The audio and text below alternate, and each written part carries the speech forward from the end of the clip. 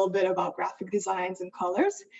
And last but not least, illustration. You've done that in 2 weeks so far. So it was in week 2 and in week 3. We've been illustrating quite a lot, but there's always room for improvement. So those are your key skills that you already have. Or if you don't, I'm sure your skills are on some level already. You don't start from zero. And as I said, it's just a process of practice. Feel free, relieve all the tension or judgment that you have for yourself, and get a piece of paper or get your laptop, and we're going to be doing this in the next 45 minutes. Right, we're going to be covering 3 things. It can be applied to everything that you do, from interior design, from how you arrange your room, to how you put pictures on the wall, how you design those posters that you make, how you write bodies of text, how you do your schoolwork, and how you design maybe your social media posts. I don't know how much attention do you put to social media, and what kind of content do you put on. I know a lot of people put just literally pictures of themselves, selfies and photographs, but if you want to make that a bit more visually pleasing, make it into a game where you explore something and show it to whoever is following you, your friends, to inspire them, you'll need these 3 things at least. So there are a lot of principles of graphic design. These are 3 which I find the most important to start with. All of them are really important because they make such a big difference. These 3 we're going to cover today, and then we have many more weeks to cover the rest. Okay, so we're covering alignment. If everything is in line, we are covering repetition and how we are arranging that repetition, and of course contrast. What can you see on that picture, what you can't see on that picture, what is the focal point of your picture. Those 3 things are coming in the next 40 minutes. Right, so now you need to know a little bit more about the software. We always have one app or one software or page that we're using. This time, we're gonna use a web app called Canva. So that being an app means that you can also download it on your phone, regardless of what operation system you're using. So Canva is an app that you can have on your phone. Canva is an app that you can have on your tablets, and it's also a web page that you can just access and use through your laptop. I would personally suggest starting with using it on your laptop, so you know where things are, how their interface works, and then easily you'll find your way around the app. Right, so if you're ready for this, I would take you to actual Canva dashboard, where I want you to create your own account. So what you see here is Canva. So this presentation is made in Canva. That was my point here today. All my presentations for Digital Creativity Lab are created in Canva. And I don't know if you've noticed, all of our social media posts made by our fantastic team is made in Canva too. So it's a really good general tool to use for so many different purposes, for what you post on social media, for those pictures that you maybe print out for your parents or grandparents or friends, also for like different kind of media leaflets that you might want to make. If you're into music, eventually you'll need an album art. All of those things you can create in Canva, and I'm really happy with this tool because it's so easy to use. I'm going to show you around in a second, but before I do that, I want to show you what you can do with it. What is it for? So 3 things that I absolutely love about Canva are definitely the first one on the bottom: endless base of templates to use. I cannot explain you how many templates they've got. So it's all in different formats, ready for you to use for social media, for A4 formats, for your portfolios, for CVs, for different kind of email headers, footers, all graphic design products that you can think of. Everything is ready there. What is making it a bit more friendly, in my opinion, is quick and easy editing options. So it's not like Photoshop or maybe Adobe Illustrator, which do require some knowledge. It requires you to do a course or something for you to know what you're doing. But for this app, this web platform, you have all your tools on the left, and they're quite intuitive. So depending on what you click on, all the options are above. So let's see what we can do with Canva. I'm gonna first go to home. So when you sign up with your Canva account, it's gonna be on the right-hand side on the top, and it's gonna offer you to create a design. When you decide to create something, you can create lesson plan, portfolio, presentations, Facebook posts, covers, or whatever else you might need. So try to search for something, and if you can't find it, you can always go to these, below it we have these categories. So based on what I've been using, it's recommending me to use education infographics, A4 documents. You can see that I've been using it for academic work, and I'm quite active on Twitter. But if you click on social media, it will show you different formats. So you can create some design in whichever format you like. It can be, a square shape of a canvas that you work on, or it can be already designed in specific dimensions for social media to fit it right. When you put something on Instagram and it's a little bit around and too wide or too tall, you can avoid that by using exact template that you need. So Instagram stories, blog banners, YouTube thumbnails and channel art, whatever you're using, they have those dimensions ready for you. You can also use it for events. So if you need an invitation for your birthday party, or maybe a brochure, announcement poster, someone's getting married, someone's having a baby shower, you can design all of those things. Just be confident in your skills and experiment, make a few suggestions or few versions, and let people discuss. Right, so now that we've kind of explored these different categories, of course, there is marketing. That is a big one. So if you do have a business, if you're creative and selling your work, or if you have a bigger business or you're part of a team, you might want to use these kinds of ad templates. Documents are ready for your academic work, resumes, letters. If you're applying for jobs, resumes are beautiful. So let's try with this. If I click on a resume, on a CV resume, what are we gonna get? So it's offering you a blank page in the middle, and on the left-hand side, you have templates. So that's the first category above, and above, with templates, you have so many choices based on what you're doing. So let's say teacher. So there's some resumes already made for you based on teacher profiles, how teachers present their skills. So this looks like a teacher's resume, right? Teacher CV. We can also pick something else. So that wouldn't work for someone who is a graphic design resume. There we go. They're more showing off their skills, right? So it needs to be a bit more colorful or interesting or intriguing in some way. So we have this one, maybe quite simple, yet really focusing on skills. You can see a lot of things, a lot of colors. And the best thing about it is when you click on something like this, you can change literally every element on this page. So on the bottom, where it says 27%, that's a zoom option. So you can put it on 75 and see more details. When you do that, you can change this name, this guy's name, into my name.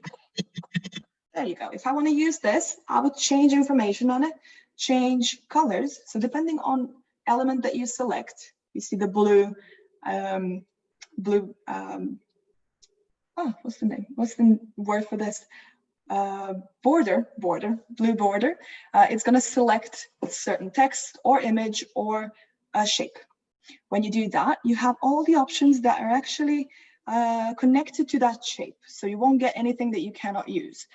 You change fonts here. They've got so many fonts. When you click on it, on the left-hand side, it changes the interface to help you focus your attention on what's important. It's got a lot of different popular fonts.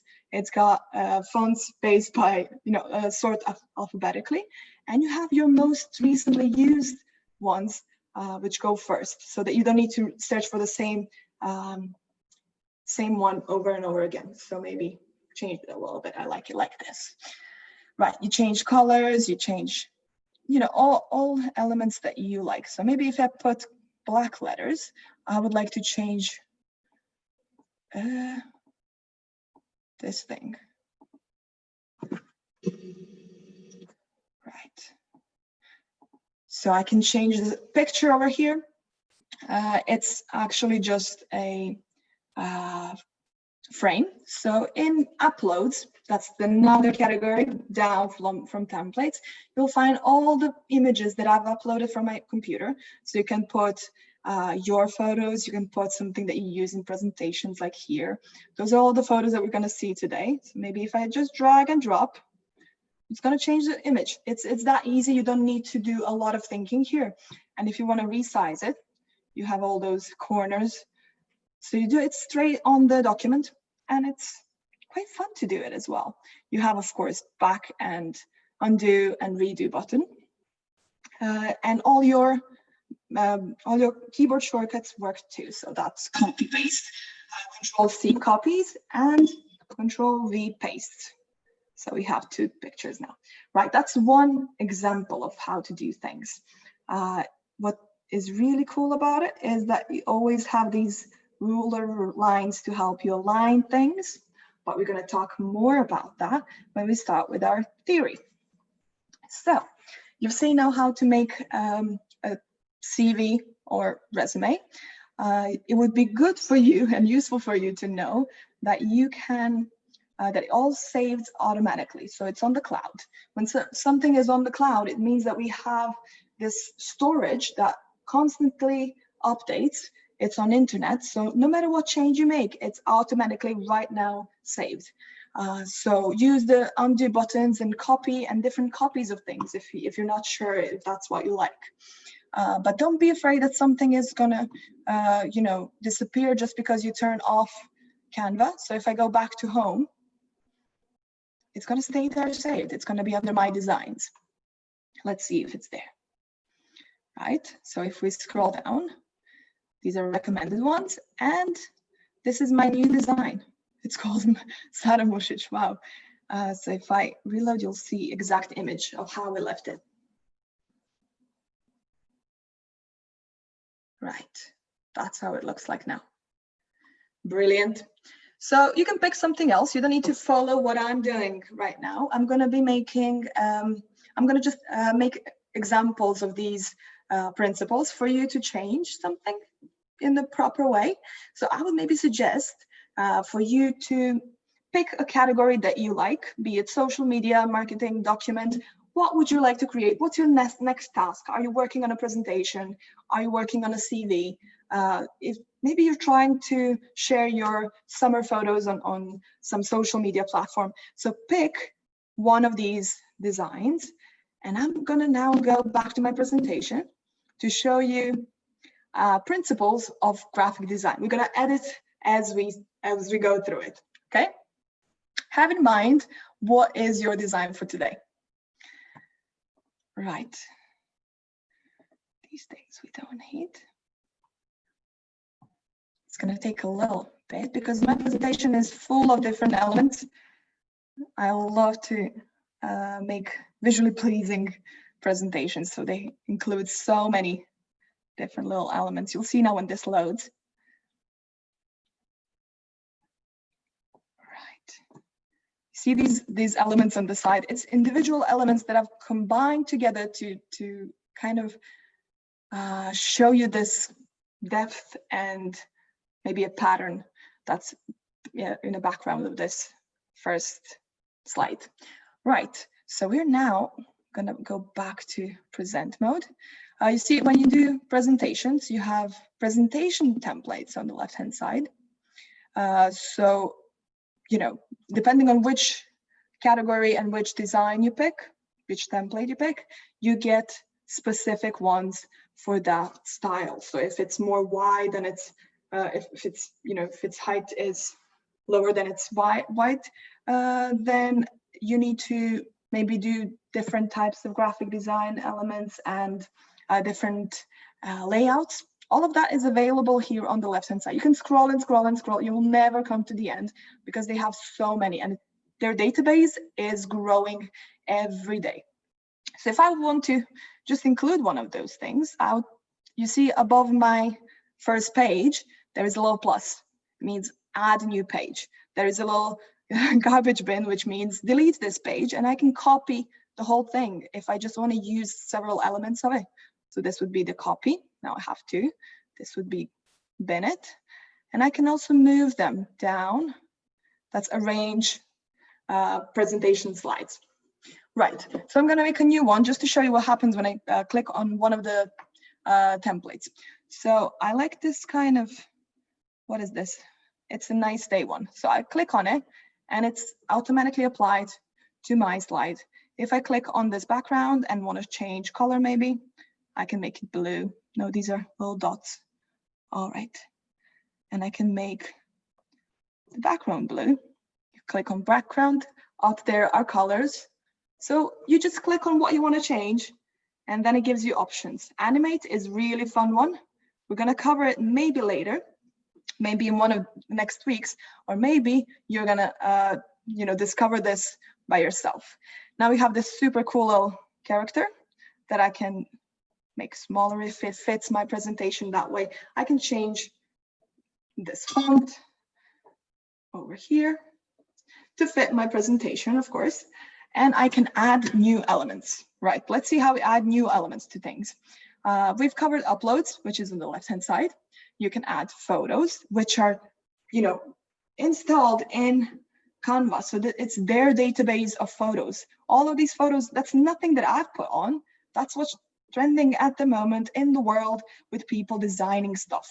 There are millions of people using this. So this whole database of photos, which is right there, is saving your time immensely. It's perfect. You don't need to go to Google, search for photos, save them, upload them, all of that. If you're looking for a generic photo that's not yours, it's really cool and easy to use this.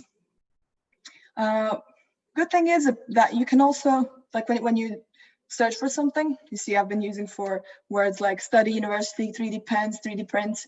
That was all connected to our last week's presentation. And when I would click on something like that, it would give me all the images that I can use. So if I click that image, it appears right here on my dashboard, on my page, and then I edit away to fit everything the way I want it. All the photos that you see here that you know are available to you, you can use. There's no copyright violation, because if there is something that you can't use, it's not going to let you use it. There's going to be a big copyright on it, and you're not going to be able to save it that way. Brilliant, right? So you don't need to worry about those things. Now let's talk about elements. Elements are the most fun bit of this whole program. And you've got, when you click on it, you've got your recently used ones. You've got featured ones, which are usually connected to social topics going around right now. So whatever is in media at the moment, be it Pride or Black Lives Matter or summer designs or, you know, certain celebrations, it's all here. And you can choose from those that people created before. Brilliant. So I'm gonna delete some of these elements just to show you how it looks. So we have, you just click on something on the left-hand side and it appears on your page. It's that easy. So when you click on elements again, you can see that it's not just about illustrations.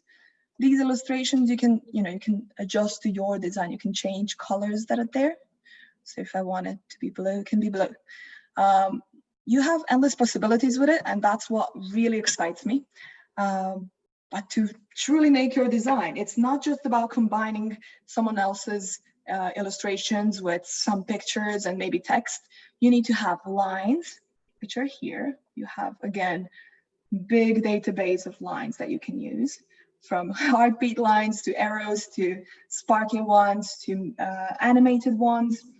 And all of them are really ready there for you to use. That's lines, but we also have shapes and frames and stickers and charts and gradient shapes and different topics. Then you have everything arranged by topic. If you're doing something for academic purpose at the moment, if you're working on your schoolwork, your presentation, you might use charts.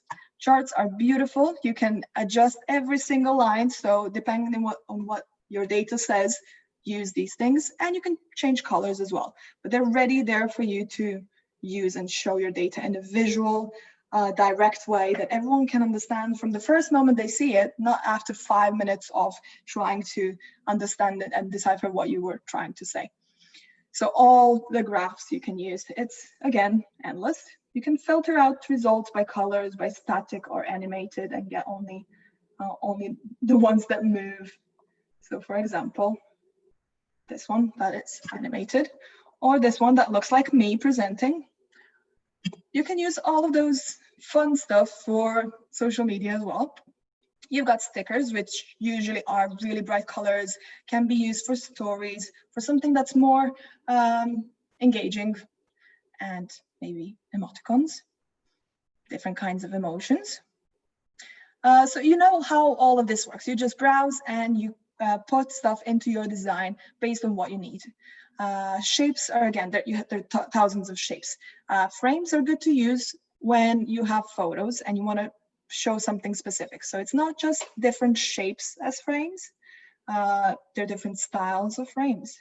So if I use this one and maybe that one for the same image, let's use that.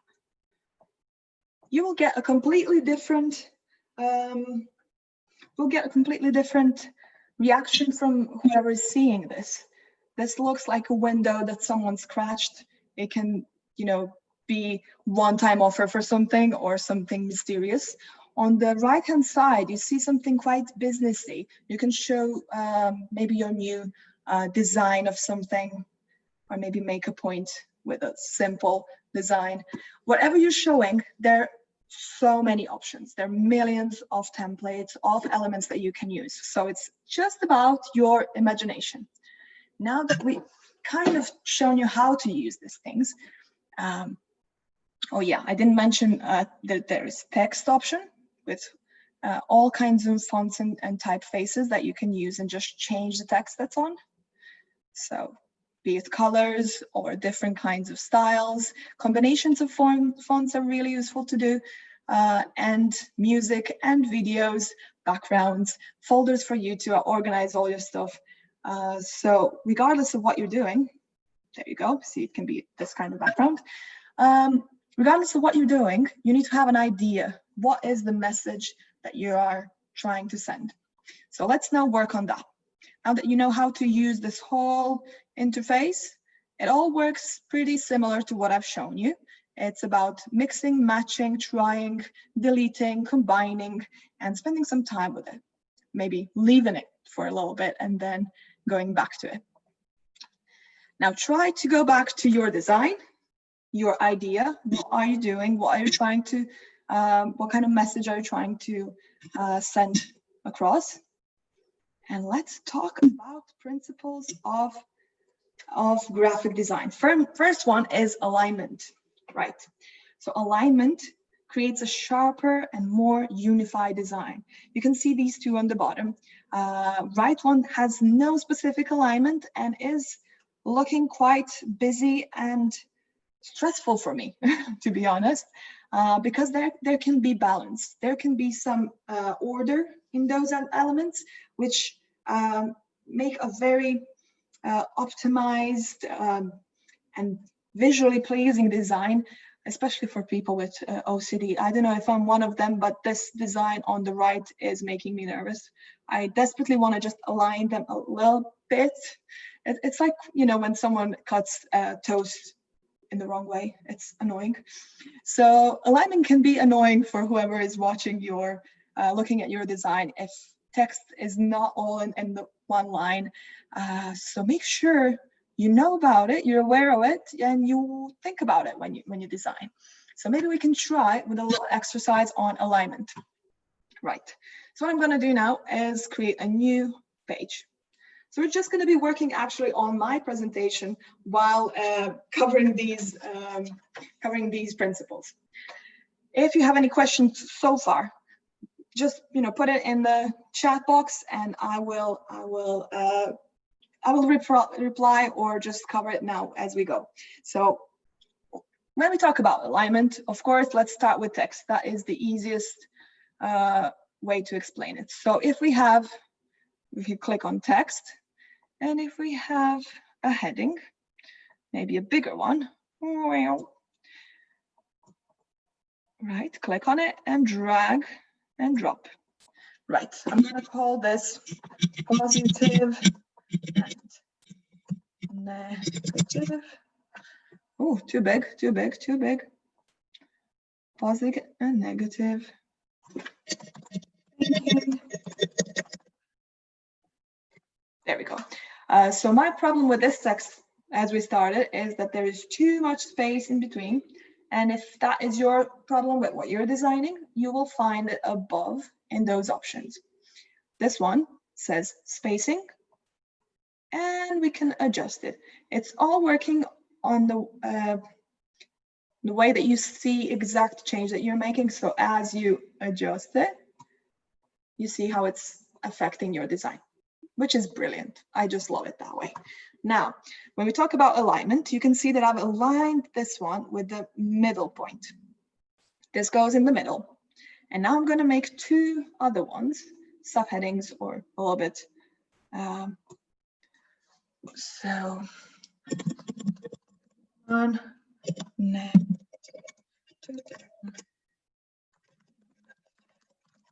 so these are some, just a sample text. So if I would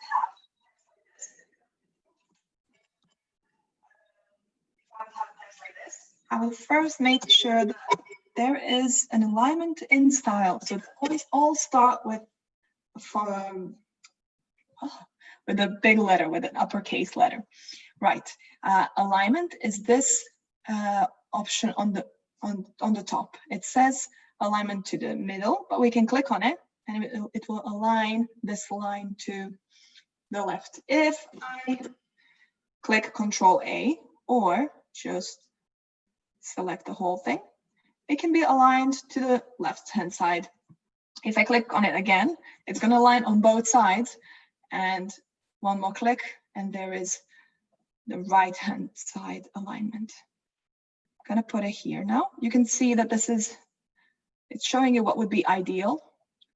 This program is very intuitive. It's really easy to do it right. You don't need to think about it a lot. So what is the font size of this box? It says it's 47.7. So one part of alignment would be to create that, create it the same. So that one needs to be 47.72, 47.7. There we go. And now it looks the same like the left-hand side, right-hand side. And here I'm going to put positive thinking patterns. Thinking, positive. Okay, and one more.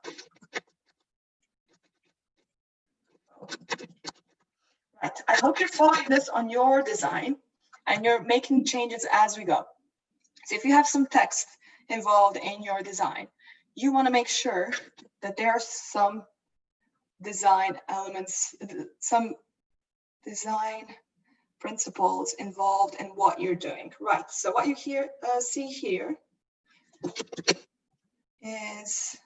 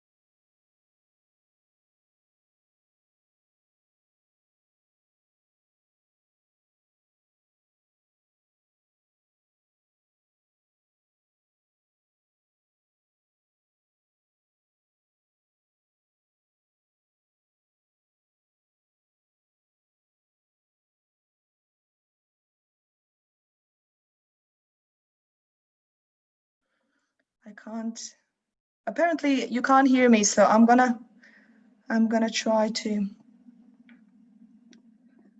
see what I did here. Sorry. Right, how do I? Yeah, it's working. Sorted it. Brilliant. Thank you, Victoria. So Victoria is here to edit my videos and help you all run this smoothly. And at this point, apparently you didn't hear me, so now I'm back. If you didn't hear the last bit that I've said, yeah, I can repeat that, but technically the whole alignment is going on in this repetition as well. As I've repeated these NeuroLove elements, I've used alignment for them to create this togetherness, to create one element rather than three separate parts. Right, it's consistency. Repetition is consistency. You need to have some sort of consistency when you, or some way or pattern that you repeat things. On this image on the bottom, you can see how smartly they used pattern and repetition of these dots to create sense of layering and to put your focus on colors and on this beautiful lady here. So there are three options for you. You can repeat, you can make a repetition of elements which are absolutely the same, completely the same. That's repetition. You know, when you put a song on repeat, it just go on and on the same song. You can create a pattern, which is same elements, but something is different, either size or color, and patterns follow that kind of rule.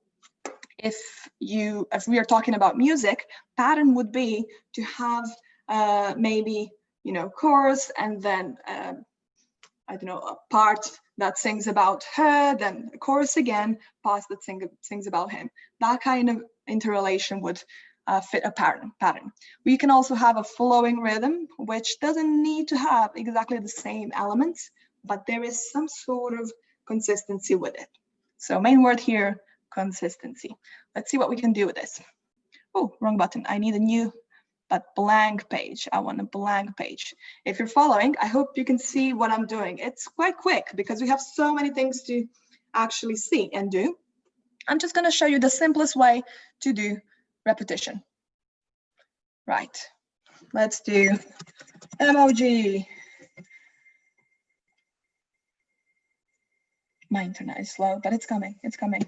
Right. We have emoji. So I'm going to create this one. And to demonstrate repetition, I would create, oh, it's so slow. Right, I would create many same emojis. So if I fill my whole page with emojis, you would see that there is repetition. And you would maybe feel emphasis on that one emoji. So I can be happy or I can be this happy, like very, very happy. Another option for you is to add different elements. So it can be different kind of repetition.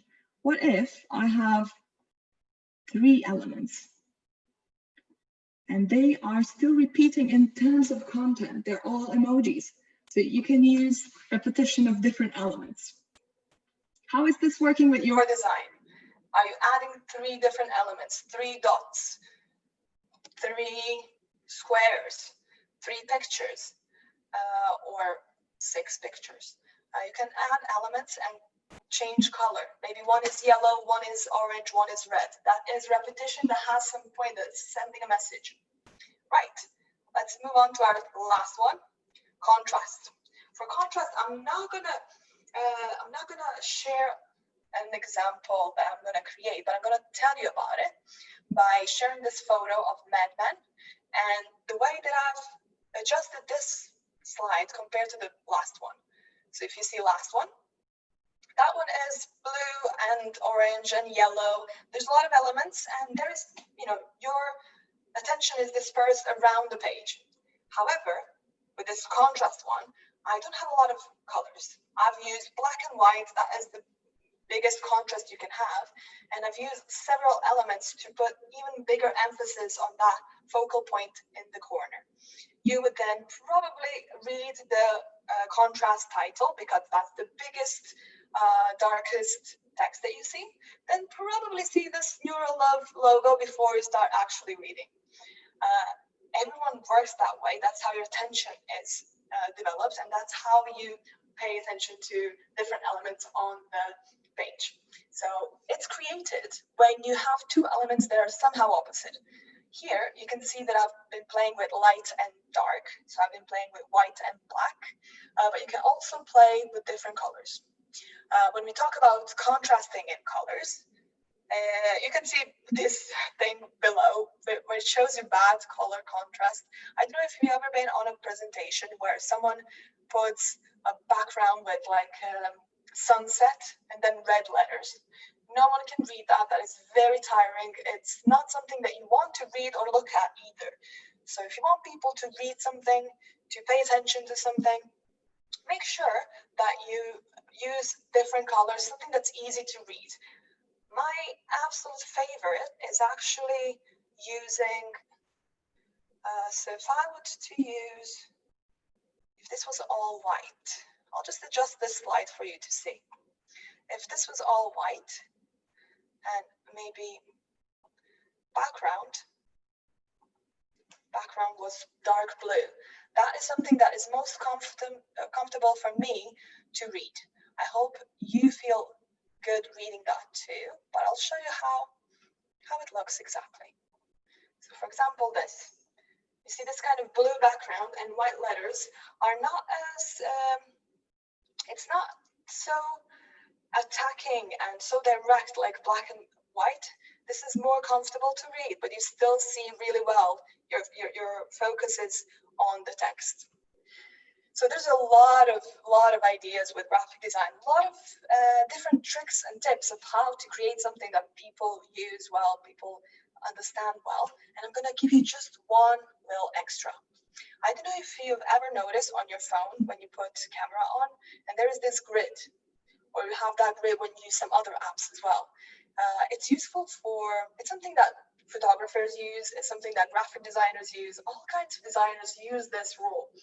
Of course, rules are there to break, but before you break it, I want to tell you about it. There is this idea of how your attention and how your eye is reacting to an image. You can see percentages. So it says that you're going to start looking. Your most peak of attention is on upper left corner. That's where you're going to start scanning the image. So you're going to start with upper left, maybe move equally to those two corners there on the right hand side up and left hand side down. And then, you know, this little corner down right, no one really pays that much attention to. Not in the first 3 milliseconds. That's what you need. You need someone to see it right away, your message. So the whole idea is that you divide the screen into that kind of table, and then you get a grid that provides a roadmap for you. Roadmap in a way that you know where to place things. On these intersections is where you should place your most important focal points. So let's see. Rule of the thirds. Or just rule of thirds. I don't think I need the here. Anyway, when I look at images which are showing this, you can see that maybe here this dog is placed on the corner on the intersection of these lines. These two lovebirds are also in the intersection of these lines, and that's what makes the picture appealing, right? That kind of thing. But then again, I want to say one thing that's really important. Right, back to this. Rules are there to be broken. And I don't know how many times in life you've seen a picture like that. That picture. That would probably be the most common thing you've seen. So if you want to create some sort of surprise, something that's interesting for people, do something different. Break the rule, place something that's not on the grid, but also experiment, try different things. That's my message for you today, that it is a process. Design is a process. Right, I'm gonna try and do this a little bit like this, yeah. So it's a process, which means that, like on this logo for McDonald's, you might not get it right the first time. You might improve as you go. You might make something that you really, really like, no one else likes, or the other way around. Or you might, in your design process, create something that, it's okay for you, but not really wow, not showing all you've got, but everyone else likes the visual story that's right there. So sometimes you need to talk with people. You need to share your designs, hear what other people say, and also not lose yourself in the process. It's always good to see what other people say, but it's your thing, your time, your art, your expression. So balance it out. It's all about balance, right? It's about alignment of your values and other people's values. It's about a contrast between what they expect and what you give. And it's also about repetition and practice. In this kind of story, it means that you will practice, you will repeat your designs as many times, changing a few different bits until you get the right, perfect representation of your idea. Right. So until next time we do this, I would like you to explore colors and palettes. We've been talking about a lot about layout of things and how to arrange certain elements, but purposefully I didn't touch too much on this whole theory of colors. It's very exciting because it's quite personal. Some people like certain colors, some people enjoy some other. There's some meaning connected to those colors and a feeling as well. So I would like to know what kind of feelings you have with certain colors. So I would, if you can share that with me, I would really like to hear about it, either in comments or, you can message us on Facebook or Instagram or even Twitter. I would like to hear what kind of feelings you have for certain colors. Why is that? What's your favorite color? How would you combine it with a different color? And the challenge that I would pose here is to create your favorite color palette. If you understand, that's like a set of colors, like here on the bottom. Here we have a color palette. So a few, 4 or 5 of your favorite, absolute favorite colors. Next time will be not next week, but in 2 weeks' time. So you have more time to do this. And I would be very happy if you would be here with us in 2 weeks' time. If that's too long to wait, don't worry about it. We have all the recordings ready on YouTube. It's available if you search for Neuro Champions. And if you go on Facebook or on Instagram or on Twitter, there's NeuroLove and Neuro Champions accounts, which share a lot about mental health, about self-love, about feeling good in a day, which is something we all sometimes need to be reminded of. That's why I personally enjoy following these accounts. And if you subscribe to our YouTube channel, you're going to get notifications of all of our workshops. We have yoga, we have dance workshops, we have this digital creativity, and soon we're going to have art workshops again. If you like this workshop, I would really appreciate if you would, scan this little QR code and rate my workshop.